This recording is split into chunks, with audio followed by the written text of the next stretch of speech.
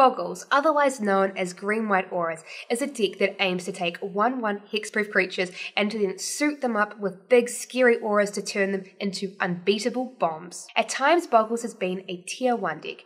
Currently it's a tier 2 deck, but it will have its day again one day. In the past it was surprisingly expensive because one of the core auras in the deck, Daybreak Coronet, used to cost about $40. But thanks to the recent reprinting in Modern Masters 2, Daybreak Coronet has drastically reduced in price, making the deck a great budget option. So let's get started with Bogles Creature Base.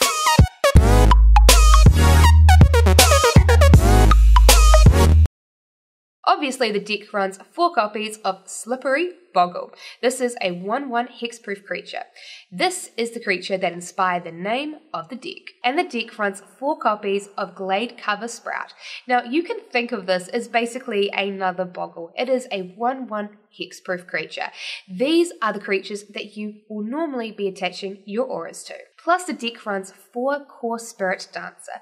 Now, normally you will be using her primarily as a source of card advantage, but in a pinch you can also use her to attach your auras to her and she can get huge and out of control very fast. And that there rounds out the creature package. Let's move on to the non-creature spells in the deck. Of course, the deck runs 4 Daybreak Coronet, an absolutely terrifying aura for your opponent. And it runs 4 Spider Umbra.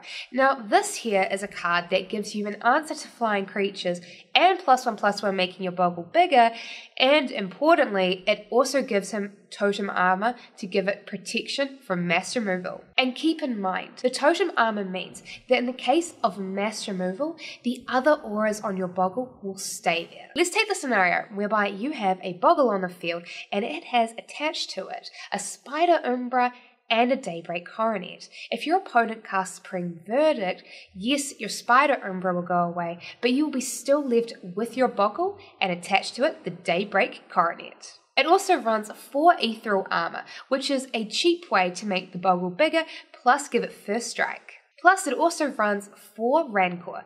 This enchantment makes the Bogle bigger, and it also gives the Bogle reach by giving it trample. It also runs 3 copies of Hyena Umbra. This improves your Bogle's protection by giving it first strike, totem armor, and +1/+1. Now, you might be wondering why you only run 3 copies of Hyena Umbra, but you run 4 copies of Spider Umbra. Well, it's kind of true that first strike is usually more relevant than reach in a game. However, the deck already has quite a lot of ways to give your little Bogle first strike, so it chooses to run Spider Umbra as 4 copies and then Hyena Umbra as 3 copies to give you more variety in your deck so that you've got a wider variety of answers to your opponent's creatures. And those there are the core auras that see play in the deck. The next auras I'm going to talk about will vary dependent upon your playstyle and meta choices. Decks will normally run 1 to 4 copies of Spirit Mantle. Not only will Spirit Mantle make your Bogle bigger, but it will also give it protection from creatures. This means your opponents can't block it with their creatures, and you can also block your opponent's creatures profitably as well. It then runs anywhere between 0 to 3 copies of Unflinching Courage. This is an absolutely brutal aura that will end the game very fast when played, but it has a very high casting cost, which is why it is normally run between either 0 to 3 copies in the deck. It also runs between 0 to 2 copies of Keen Sense. Now, unfortunately, this aura will not make your Bogle bigger, but it can be a really great source of card advantage for cheap. Some decks will also run 1 copy of Glaring Aegis. This is a very cheap way to make your Bogle bigger, protect it in battle by tapping down an opponent's creature, and also give you a big tempo advantage. In addition to the aura package, most Bogle decks will run 3 copies of Path to Exile. This is a catch-all removal answer that can deal with your opponent's problematic creatures, like a Deceiver Exarch that is being targeted by a Splinter Twin. Now those there are the spells that commonly see play in the main board. Let's move on to the lands. Normally, Bogle decks will run 21 lands and will be running green and white. It runs 4 copies of Razor Verge Thicket. It also runs 4 Horizon Canopy. This awesome land can cantrip to help you fight against Mana Flood. It runs 4 copies of Temple Garden. It runs 4 copies of Windswept Heath. It then runs 2 green fetch lands. Now, these can be any other green fetch land, including Wooded Foothills, Verdant Catacombs, or Misty Rainforest. It runs a single basic forest, and it runs a single basic plains. It also runs 1 copy of Dryad Arbor.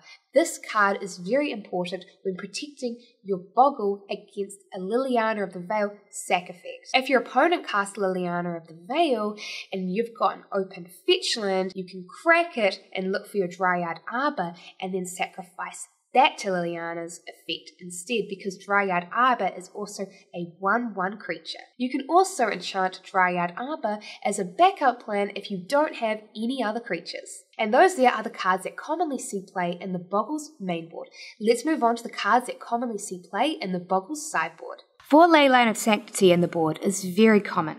This is usually brought in to fight against discard like Thoughtseize. The thing with Bogles is that it often will only have 1 creature in its opening hand, and if your opponent makes you discard this, it is very, very devastating. Stony Silence is excellent artifact hate, and it turns off the scariest cards in the Affinity deck, Arcbound Ravager and Cranial Plating. Nature's Claim is flexible, instant, cheap, artifact and enchantment hate.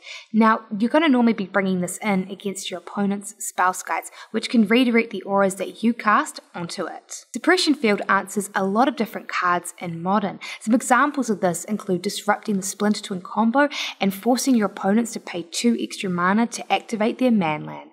Just keep in mind, this is going to affect your Horizon Canopies and your fetch lands, so make sure that you crack them before you play this card. Rest in Peace is another common card that comes in as a catch-all answer to anything that's trying to manipulate the graveyard for value, like Reanimator combo, or Living End, or Snapcaster Mage. And those there are the cards that commonly see play in the Bogles sideboard. Now luckily for you, green and white are actually quite flexible when it comes to sideboarding options, so you've got a lot of different cards that you can play. So try it out and see what cards you like best that fit your playstyle and your meta. Now before I close out this video, I want to discuss Bogles being a budget option. Now to build the Bogles deck optimally is probably going to cost you around $600 to $700, which believe it or not is on the lower end of most modern options. Now that might seem like a lot, but it's actually a whole lot less when you realize that a third of that comes from the playset of Horizon Canopy. Now Horizon Canopy is a staple in both Modern and Legacy. It even gets run in lists that are monocolored like Death and Taxes and Legacy, purely because the cantripping ability on it is just so awesome. It's also only ever been printed in 1 set, Future Sight, which makes it so hard to find. To run Bogles optimally, you're going to need to get a full playset of Horizon Canopy.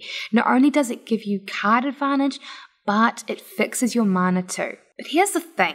This isn't a core card in the list. You could totally take a less optimal version of a Bogles deck to your local F&M and do well with it. So if you've only got, say, $400 and you want to build Bogles, I say you should go ahead and do it anyway. I'd recommend replacing the 4 Horizon Canopy with 2 green fetches and then 1 basic plains and 1 basic forest. I hope you liked this video. If you did, I'd really appreciate it if you gave it a thumbs up and subscribe to Magic the Gathering Kiwi. And if you're watching this video on Facebook instead, please also give it a thumbs up and click like on our Facebook page. Thanks for watching. Have fun suiting up your Bogle to victory.